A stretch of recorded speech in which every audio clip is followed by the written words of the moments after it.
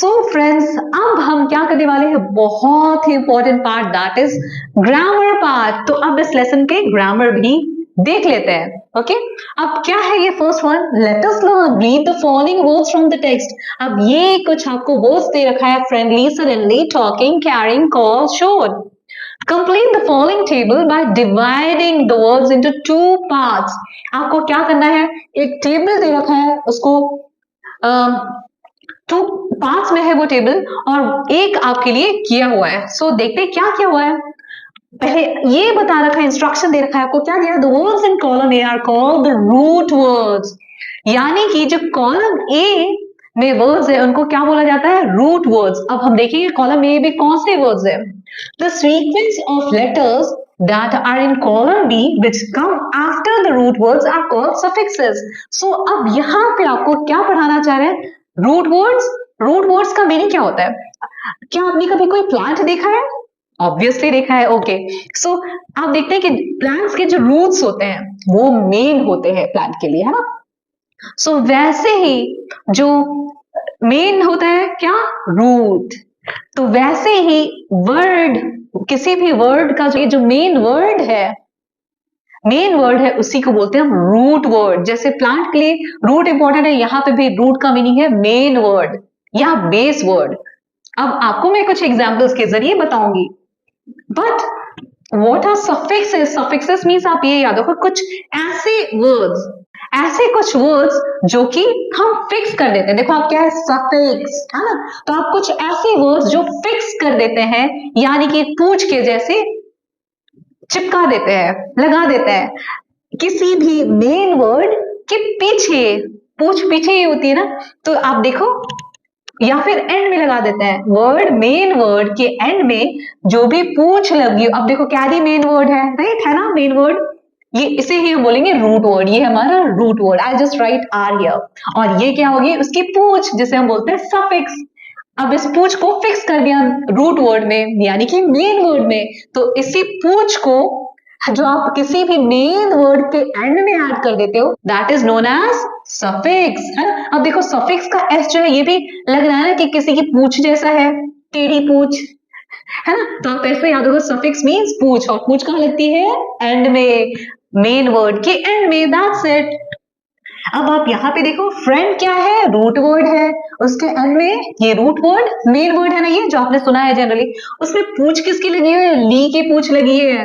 Okay और यहाँ पे देखिए आप, तो ये भी क्या हो गया, सफिक्स, है ना, पूछ, टेढ़ी मेढ़ी पूछ, सफिक्स। तो आप ऐसे याद रखिए, सफिक्स मींस पूछ, क्योंकि ये भी टेढ़ा मेढ़ा पूछ जैसा लग रहा है। यहाँ पे मेन वर्ड क्या है, रूट वर्ड क्या है, so this is our root word sudden, और इसमें भी ली की पूछ लग गई, यानी ये भी क्या हो गया, टेढ़ा मेढ़ा पूछ, यानी सफिक्स।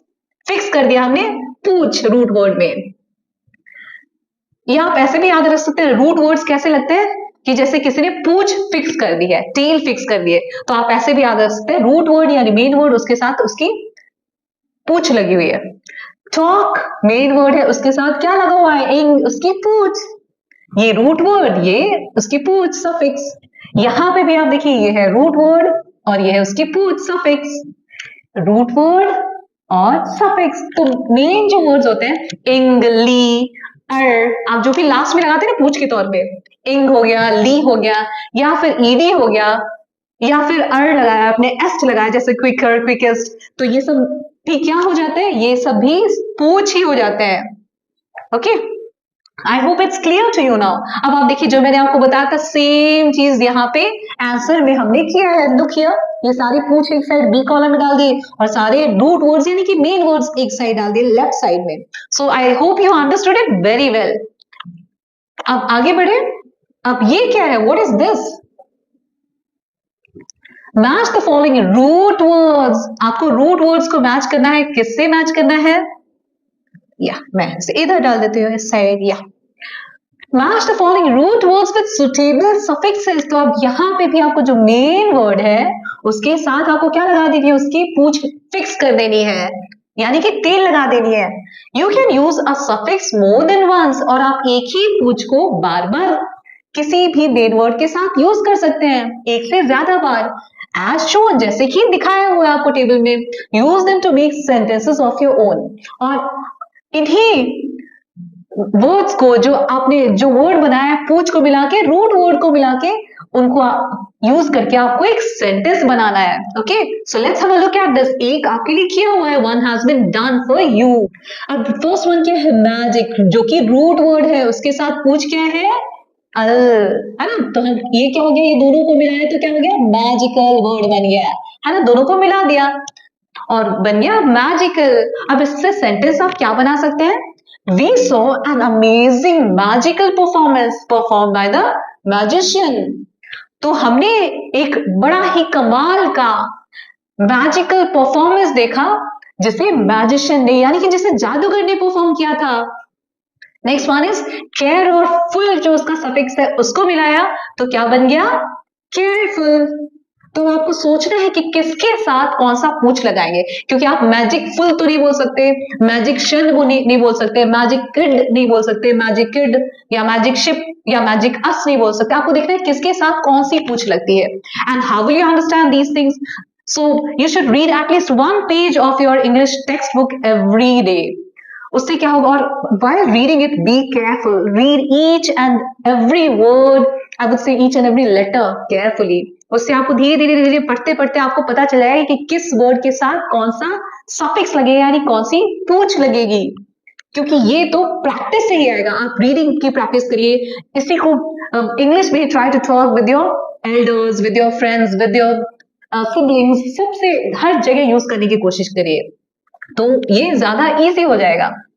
केयर और थोड़ा बहुत याद भी करिए. केयर के साथ अब क्या लगाते हैं, फुल, तो केयरफुल. बट ये ध्यान रखना है डबल एल नहीं आता, ज्यादातर बच्चे सोचते हैं फुल पूरा, है ना, तो पूरा नहीं हम यहाँ पे कर रहे हैं.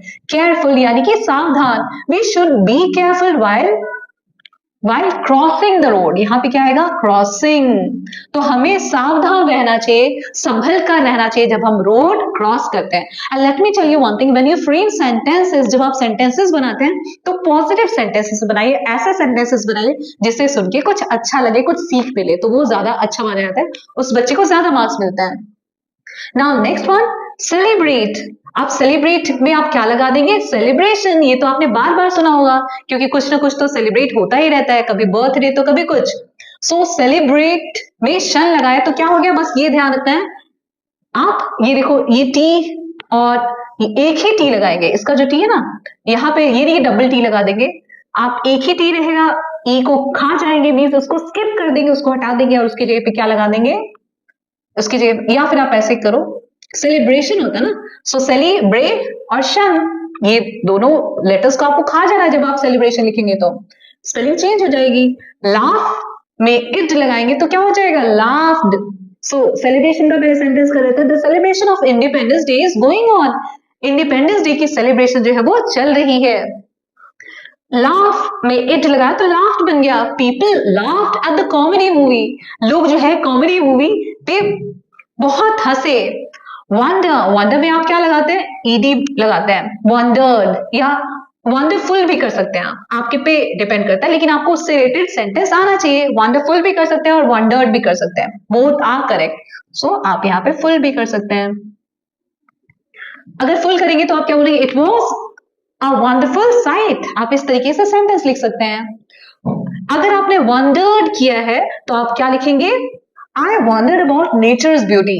मैं नेचर की, जो कुदरत की जो खूबसूरती थी, उसको लेके हैरान था कि कैसे नेचर इतना सुंदर हो सकता है, प्रकृति इतनी सुंदर हो सकती है. सो इस तरीके से आप कर सकते हैं, तो ये वंडरफुल बन जाएगा. ओके, अगर आप फुल लगाते हैं तो, क्योंकि ये भी आपने सुना होगा, वंडरफुल तो जरूर सुना होगा. हेल्प में हेल्पफुल भी लगा सकते हैं आप, और फुल भी लगा सकते हैं यहाँ पे भी, और चाहे तो ईडी भी लगा सकते हैं, आपकी मर्जी है, लेकिन उससे रिलेटेड सेंटेंस आना चाहिए. अगर फुल लगाते तो आप बोलेंगे he is helpful because he helps everyone. आप ऐसे बोल सकते हैं. अगर ईडी लगाया यानी हेल्प कर दिया तो आप क्या बोलेंगे, he helped the old lady in crossing the road. उसने ओल्ड लेडी यानी बूढ़ी औरत की हेल्प की किस चीज में, रोड को क्रॉस करने में, रोड को पार करने में. फ्रेंड में शिप लगाएंगे आप खुद ही सोचिए. आपको अगर ज्यादा टेंशन होता है ना तो आप सारे सफिक्सेस के साथ पढ़ के देखिए, मैजिकल, मैजिकफुल, मैजिकशन, मैजिक, ये सब हर वर्ड को ऐसे करिए. आपको जो आपने सुना होगा जिसके साथ वो सुटेबल लगेगा आप वो यूज करेंगे. फ्रेंड के साथ क्या जाता है ship, so it will become friendship. Friendship between a dog and a man is very beautiful. तो फ्रेंडशिप किसी इंसान के बीच में और डॉग के बीच में बहुत ही खूबसूरत होती है. करेज, करेज में आप क्या लगाते हैं अस, ओके, करेजियस होता है ये ध्यान रखना है आपको. सो करेजियस की स्पेलिंग में देखिए आप करेज को पूरा कॉपी कर देंगे और ओ एस लगा देंगे, तो ये क्या हो जाएगा करेजियस, यानी कि बहादुर, साहसी. Lion is a courageous animal. जो शेर है वो क्या है, बहुत ही बहादुर जानवर है. सो इस तरीके से आप इन क्वेश्चंस को समझ गए होंगे. अगर if you still have any doubts you may comment in the comment box and let me know all about it. Read the following lines from the story. अब ये कुछ लाइंस दे रखे हैं आपको स्टोरी से ही. Mario, brave and determined, took the strange invisible chair. You have already described the chair. अब देखिए यहाँ पे चेयर के बारे में डिस्क्रिप्शन दे रखा है ना. चेयर के बारे में कुछ ऐसे वर्ड्स बता रखे हैं जो कि चेयर क्या, आपको पता है chair is a noun. Chair क्या है, नाउन है. और नाउन क्या होता है, N for noun, N for naming words. यानी आपके आसपास जितनी भी चीजें हैं उनका अगर नाम है तो आप उसे क्या बोलेंगे, ये नाउन है. N for noun, N for name. So naming words are known as nouns. So chair भी तो नेम है ना. ये क्या है, nose. Nose is also name of this body part. ये पेन है तो ये भी क्या हो गया, नाउन हो गया. ये हेयर है तो this is also a noun. ये फिंगर है, ये भी इसको हमने क्या नेम दिया है, finger. So this is also a noun. तो आप देखिए चेयर के बारे में जो नाउन है उसके बारे में कितना सारा इंफॉर्मेशन दिया हुआ है. सो कौन सा वर्ड होता है जो नाउन्स के बारे में या प्रोनाउंस के बारे में इंफॉर्मेशन देता है. प्रोनाउंस मीन्स, देखो प्रोनाउन की स्पेलिंग में क्या आ रहा है, प्रो नाउन. ये देखिए नाउन आ रहा है इसके स्पेलिंग में, तो यानी कि नेम के प्लेस पे, पी फॉर प्लेस ऐसे याद रखिए. मैं आपको ऐसे सिंपल सा तरीका बताती हूँ because many children forget this thing. P जो है प्रोनाउन किससे बिगिन हो रहा है, पी से. तो पी से आप ऐसे याद रखिए प्लेस. और प्रो के स्पेलिंग में क्या आ रहा है, ओ. तो आप ओ का फुल फॉर्म याद रखिए ऑफ. मतलब ऐसे ये तरीका है याद. ये आड़ा से अच्छा बता रही हूँ मैं आपको, कुछ ट्रिक बता रही हूँ कि आपको याद रहे, क्योंकि ग्रामर है वो इजिली याद नहीं रहता. आप कितना कुछ याद रखेंगे, थोड़ा बहुत ट्रिक्स लगाइए. सो पी फॉर प्लेस कर लिया आपने, प्रोनाउन का पी प्लेस हो गया. ये ओ है उसको ऑफ कर दिया और बाकी नाउन को कॉपी कर दिया, प्लेस ऑफ नाउन. यानी वो वर्ड जो नाउन यानी कि नेम की जगह पे आता है उसे हम क्या बोलते हैं, प्रोनाउन. तो इस तरीके से प्रोनाउन का मीनिंग जानना काफी इजी है. तो वो वर्ड जो कि किसी नाउन के बारे में, किसी प्रोनाउन के बारे में, प्रोनाउन क्या होता है, वो वर्ड जो हम नेम की जगह पे यूज करते हैं. Like instead of Seema I can say आई.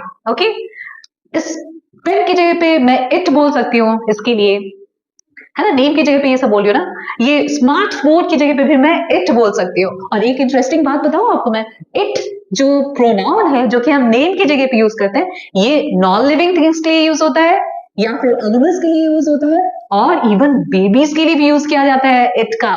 तो आप कंफ्यूज नहीं होना. सो आप देखिए वो वर्ड जो नाउन या प्रोनाउन के बारे में इंफॉर्मेशन देता है उसे हम क्या बोलते हैं. सो प्रोनाउन का मीनिंग ये था. उसे हम क्या बोलते हैं, उसे हम बोलते हैं एडजेक्टिव, है ना. क्या बोलते हैं, एडजेक्टिव, है ना. वो नाउन और प्रोनाउन के बारे में इंफॉर्मेशन देता है आपको. उसको दो की खबर होती है, किसकी, नाउन की और प्रोनाउन की.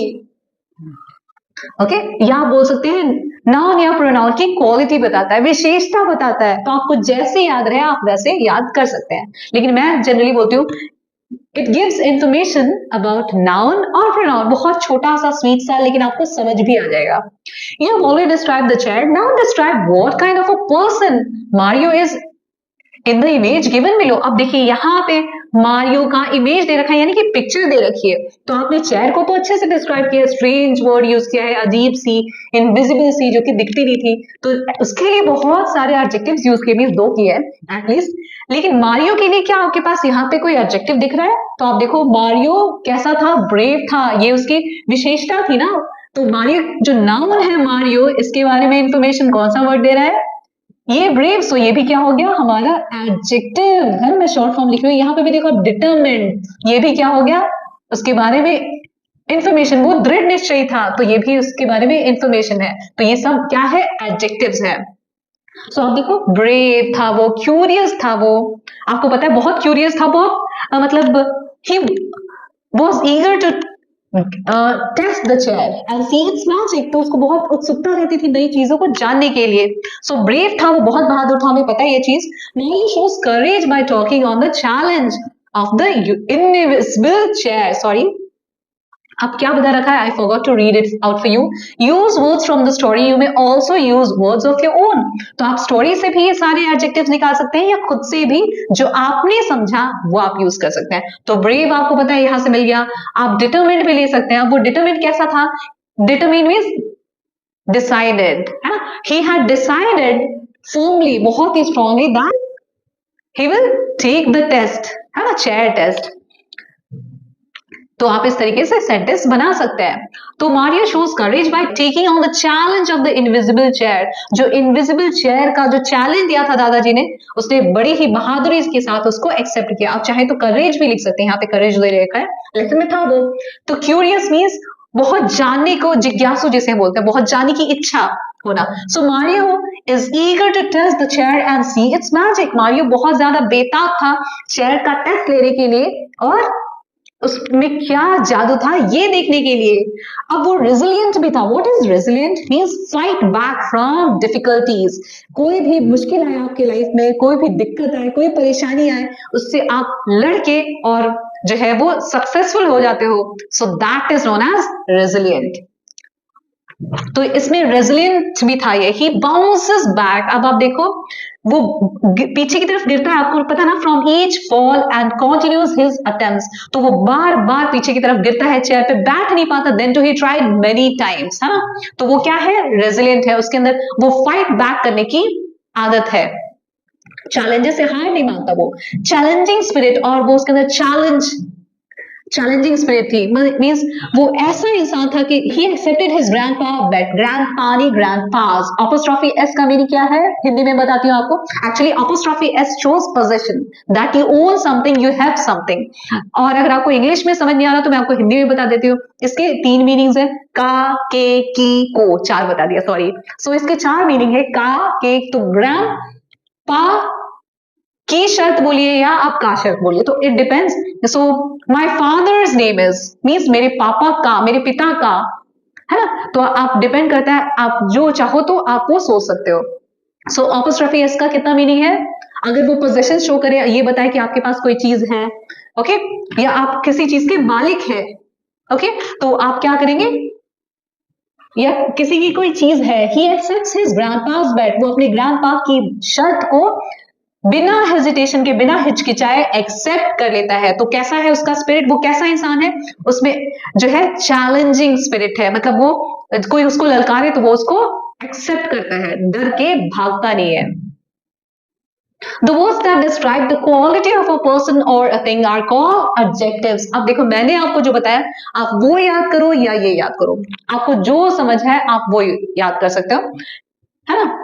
मैंने आपको ये वाला भी बता दिया, क्वालिटी वाला भी, और दूसरा जो मैंने आपको बोला था ये इन्फॉर्मर होता है. उसको किसके बारे में इंफॉर्मेशन देता है? नाउन और प्रोनाउन के बारे में.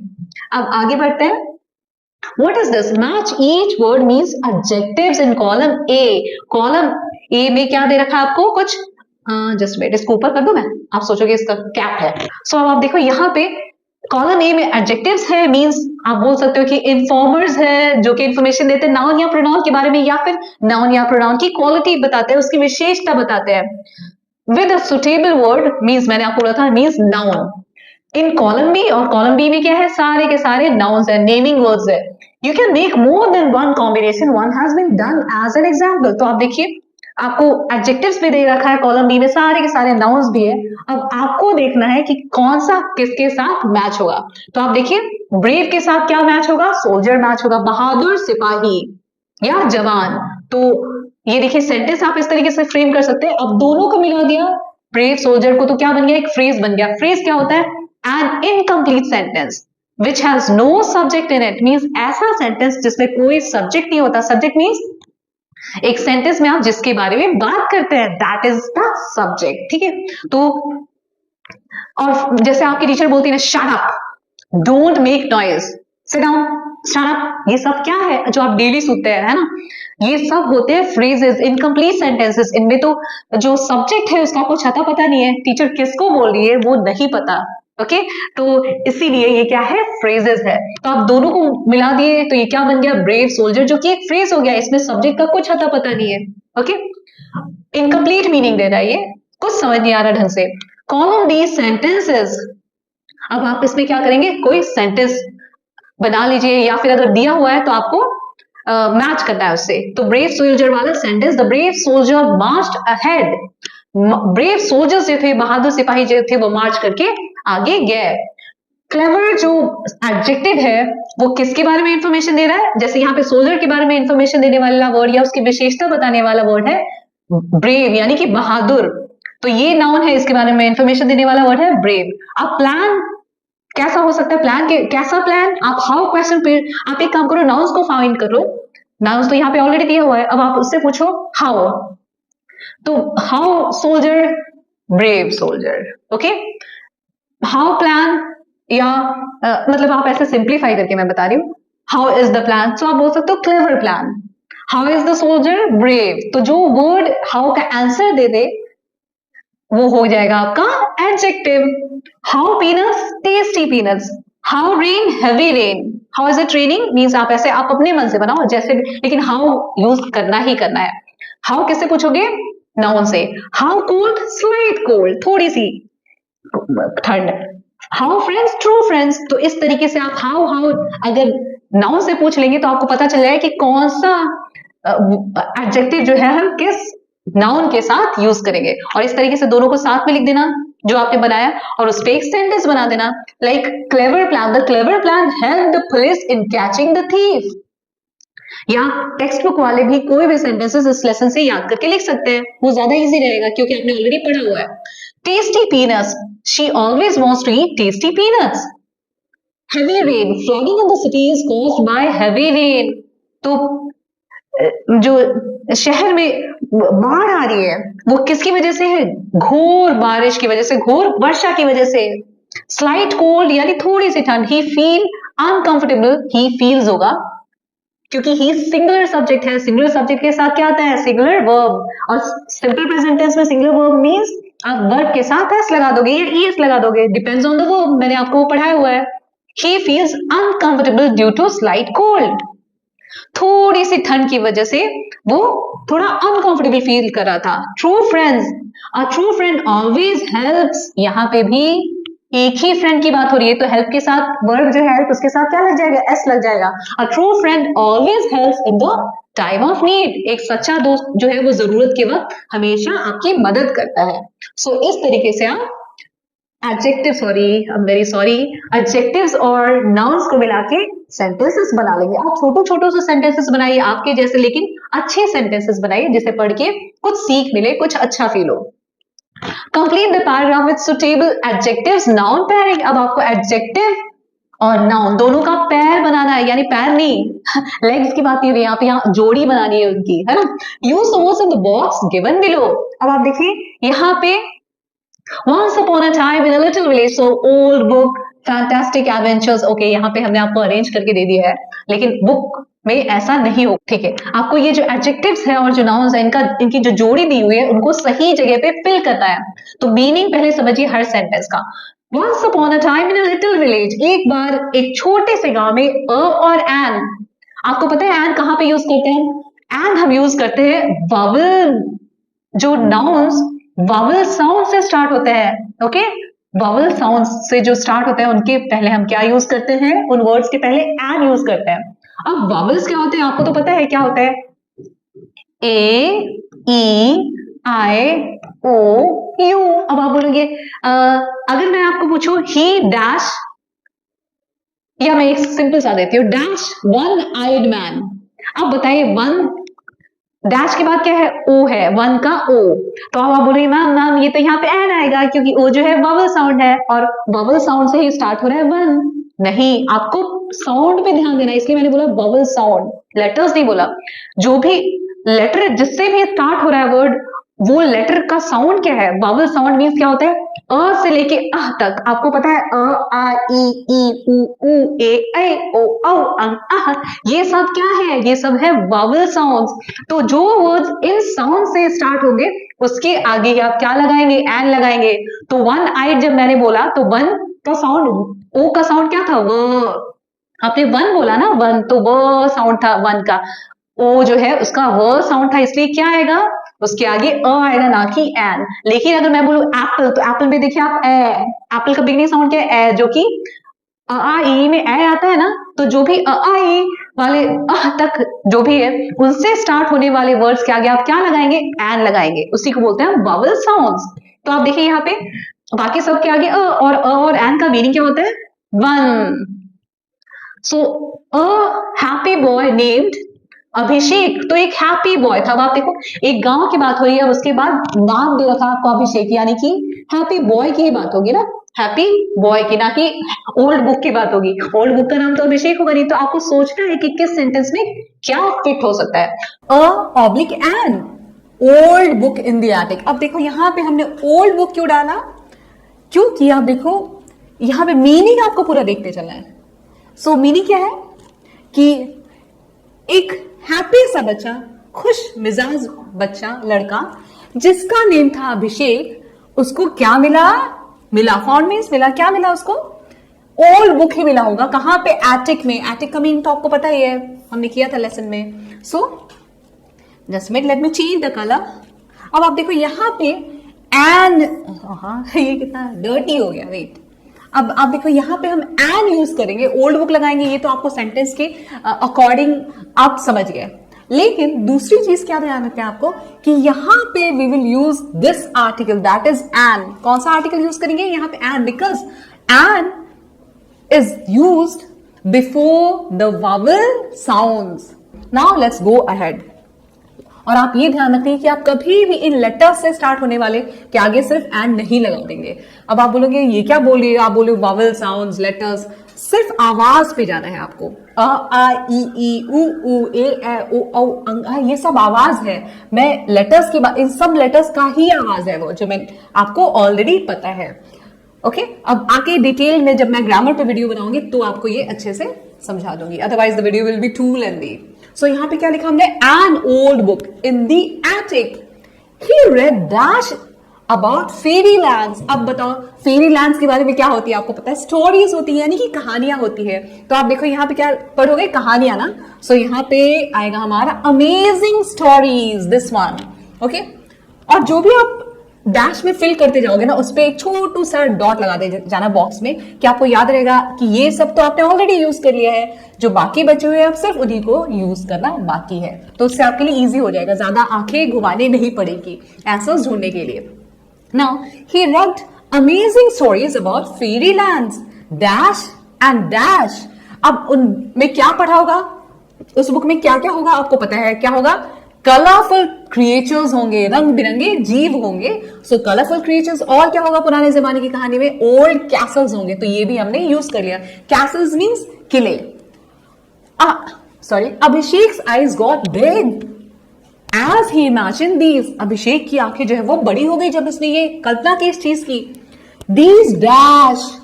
अब क्या, किस चीज की क्या कल्पना की होगी? आप सोचो, कल्पना तो आप उसी चीज की कर सकते हो जो रियल में नहीं होता, असलियत में नहीं होता। तो वो क्या हो सकता है? असलियत में जो नहीं होता वो मैजिकल होता है। सो मैजिकल एडवेंचर्स यहां पे हम डाल देंगे। एडवेंचर्स क्या होते हैं? साहसपूर्ण कार्य। ओके, साहसिक कार्य जिसे बोलते हैं। He told his friends about the stories, और उसने अपने दोस्तों को उन कहानियों के बारे में बताया। And they started to have their own dash when they played together। और उसके जो दोस्त है वो सभी क्या करने लगे?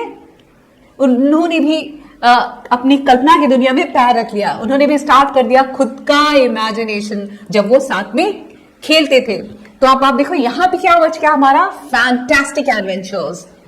Fantastic also means the thing which are not true, वो चीजें जो कि सिर्फ और सिर्फ इमेजिनरी है। तो बच्चे, बाकी सब बच्चे भी कहां पे चले गए? जादुई दुनिया में, नकली दुनिया में, असली दुनिया में नहीं, सपनों की दुनिया में, कल्पना की दुनिया में। So that is also known as fantastic. Okay, so fantastic adventures से आप फिल कर दोगे, और एडवेंचर्स का मीनिंग तो आपको बता ही दिया है मैंने। So this is how we have completed this fill in the blank, जिसमें क्या था? एक नाउन और एडजेक्टिव, उसके बारे में इंफॉर्मेशन देने वाला वर्ड। हर जगह आप देखो सब नाउन है, नाउन है, नाउन है, नाउन है, नाउन और इनके बारे में इंफॉर्मेशन देने वाले वर्ड्स कौन से? Adjectives. So we have completed this, now let's go ahead. अब यहाँ पे क्या है? वर्क इन पेयर्स, यानी कि आपको यहाँ पे दो फ्रेंड्स मिलके जो है जोड़ी बनानी है और कुछ काम करना है। क्या करना है? आप टेंशन मत लो, यहाँ पे आपसे हैमरिंग करने का काम नहीं करवाएंगे। रीड द फॉलोइंग, आपको पढ़ाई ही करनी है। Read the following qualities of a friend. आपको यहाँ पे क्वालिटीज दी है फ्रेंड्स की, यानी कि क्या हो गया? ये सब एडजेक्टिव्स हो गए, है ना?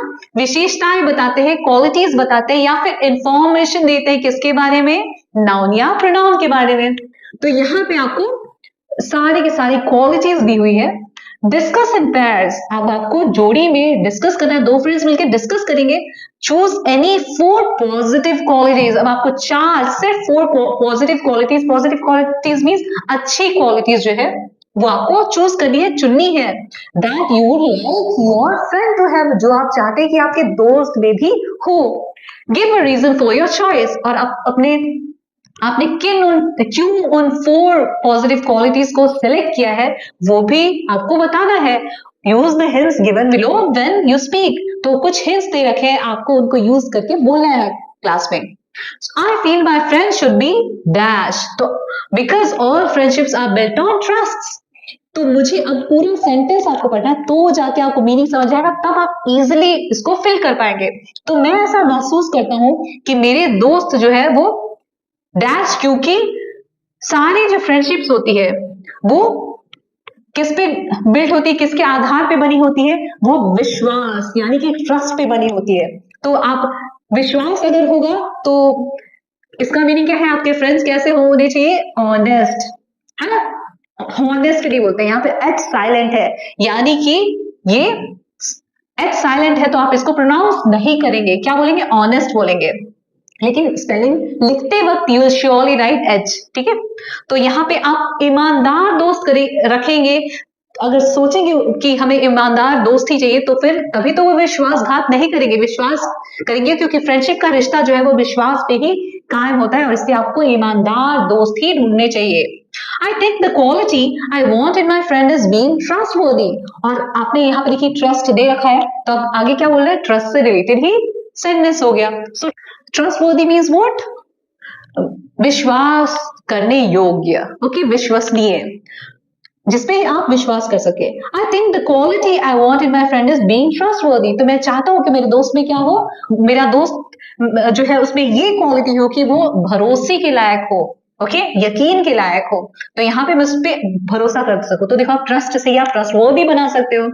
ये थोड़ा बहुत लर्न करना पड़ेगा, आपने ये वर्ड अगर नहीं सुना है कभी तो। The reason for this is that, अब रीजन क्या है? क्योंकि आपको रीजन बताना है ना कि आपने ये विशेषताएं क्यों चुनी है। The reason for this is that then only I can tell my secrets to him, और तभी तो मैं, अगर मेरे फ्रेंड्स ईमानदार होंगे, भरोसे के लायक होंगे, तभी तो मैं उनसे राज शेयर कर पाऊंगी, कोई राज जो है उनसे बता पाऊंगी या कर पाऊंगा।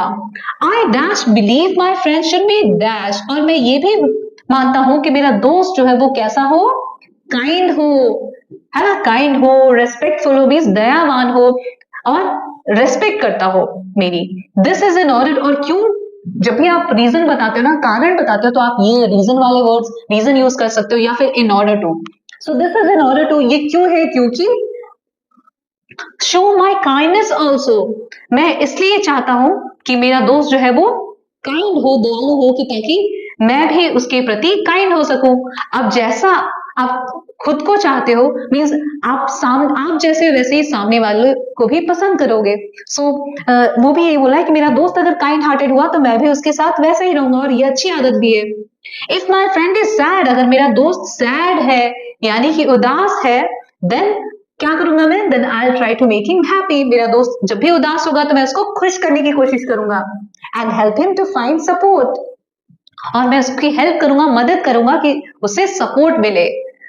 सो इस तरीके से आप, या आप अपने मन से कुछ भी बना सकते हैं, इस तरीके से आप सेंटेंसेस फ्रेम कर सकते हैं, सारा एक एक सेंटेंस पढ़ के और मीनिंग समझ के, फिर आपको पता चल जाएगा कि क्या सेंटेंस में फिल कर रहा है हमें, कि एक ढंग का सेंटेंस बने। So this was the end of even grammar part. So bye-bye. Thanks for watching. But before leaving, I would like to tell you one thing. Kindly like our channel, subscribe it and study well. Bye-bye. Take care.